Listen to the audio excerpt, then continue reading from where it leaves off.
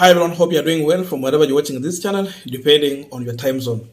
Now, we are remaining with only 5 days to the final day of the super massive mass action in this country, whereby Raila Amolo Odinga will be leading the procession in Nairobi, all the way in town CBD to Statehouse. And there is a question Mutahi Ngunyi is asking ahead of these 5 days.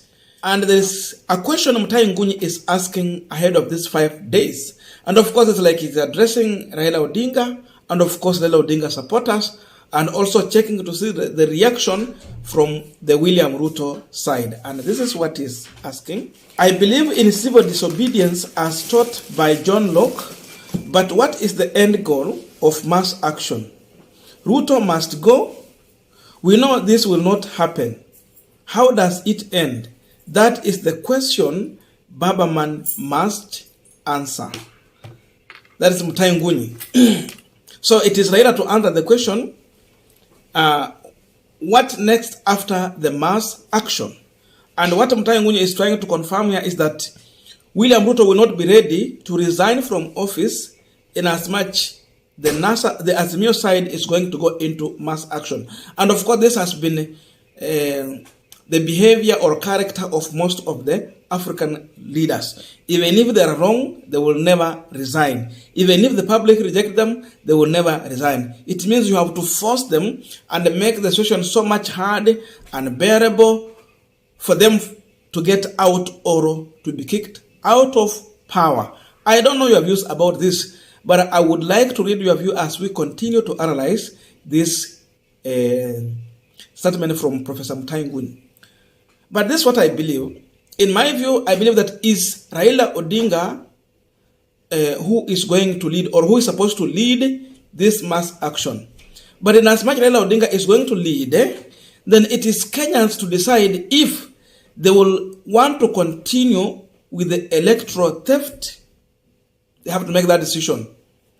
And they should ask themselves questions. When will the police be an independent?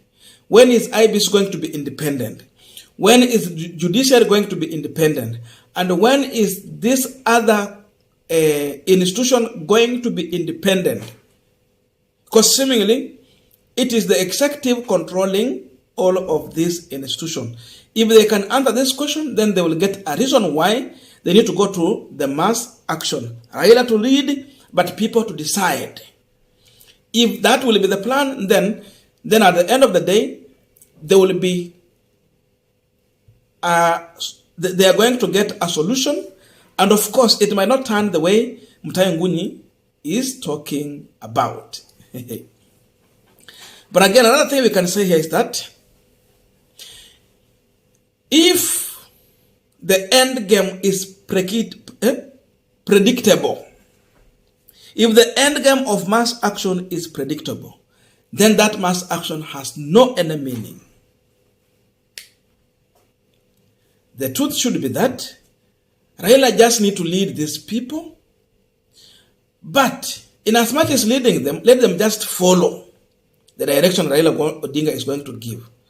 But the end game has to remain written in the winds, because only the vision bearer knows the way and the means. So Raila Odinga should be the only person who knows the way and the means, because he's the vision bearer of this mass action. He has a plan. You can't start something without a plan. Raila had analyzed the situation, where he wants to go and how he's convincing Kenyans to go. And he had options. If Kenyans will not take this direction, what next? And if this is our way, then how are you going to achieve this? I think he had already analyzed these things, and he has options on the table. The option cannot be only just one. Options are several. But the truth, you cannot go to a war with one option. Even in an election, you don't go with one option. You need to have several options. So what Raila Odinga has been doing is to prepare people ahead of the plan he has. And of course, no one can predict the end game. And that's why Mutahi Ngunyi is trying to ask to see the reaction from the Azimio side and, of course, from William Ruto. That's what Mutahi Ngunyi is looking for, to see how William Ruto people are reacting to this.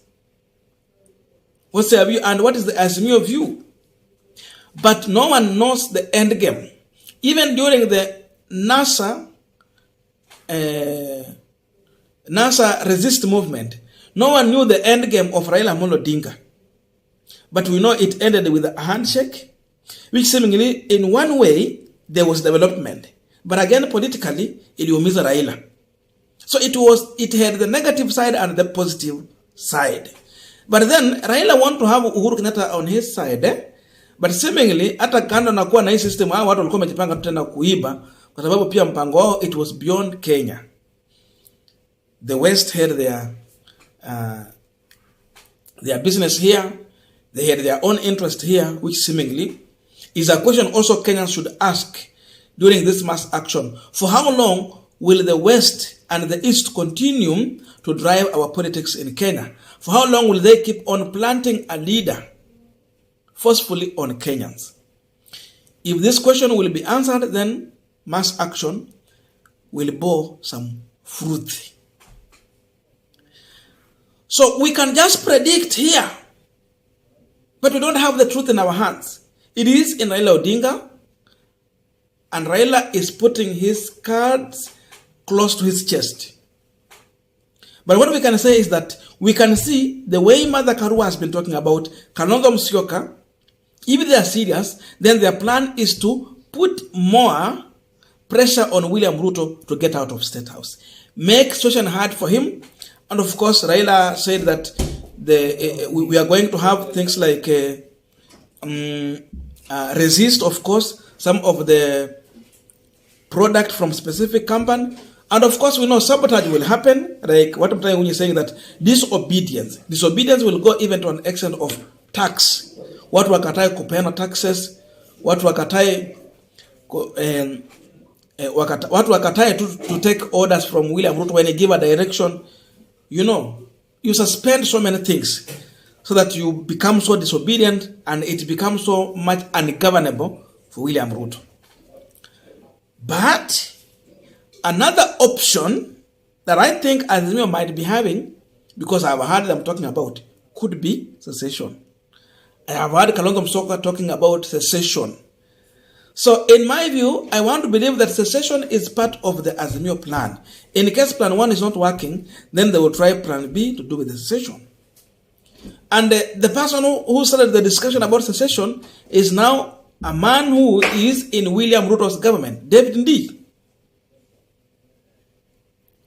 And David Ndii at one point said that he is even thinking or just wishing on how it can be possible for him to change even his tribe from a Kikuyu to a Luo, or someone like to a Luo, because that's what he said. He better be a Luo but not a Kikuyu. I don't know, but that was David Ndii. The other time he was calling for secession. We have heard Kalonzo Musyoka saying that maybe when Ndii was discussing this issue, it wasn't the right time, but now they are feeling that the time has come when they have to discuss the issue to do with the secession. So Kenyans can petition to have this country divided, so that those people who feel that we are not comfortable with this kind of leadership, they can have their side and choose their own leader to lead them. That could be something that Mutahi Ngunyi is looking for to hear from Azimio talking about. But no one will come to mention these things. They will keep quiet to continue. So we will keep on watching the mass action, how it's taking place. We have seen Vihiga, it has demonstrated. That is part of Western. We have seen Kisumu, they have demonstrated. We have seen Migori. We have seen Mount Kenya. People are demonstrating in various counties. We have seen Rift Valley. They are saying that they're waiting for Baba. So these things will keep on coming. The worst for William Ruto is that he has made every Kenyan hungry. So in as much Raila has something he's pushing for, people will find a reason to resonate with Raila Amolo Odinga's push for mass action. So people might come up in their numbers and someone will be surprised. You know, people might be surprised at the end of the day What you think might not happen, it might just turn out to happen. If they think it's a joke, they should just wait to see how people are going to turn out in their numbers. Let us meet in the comment section.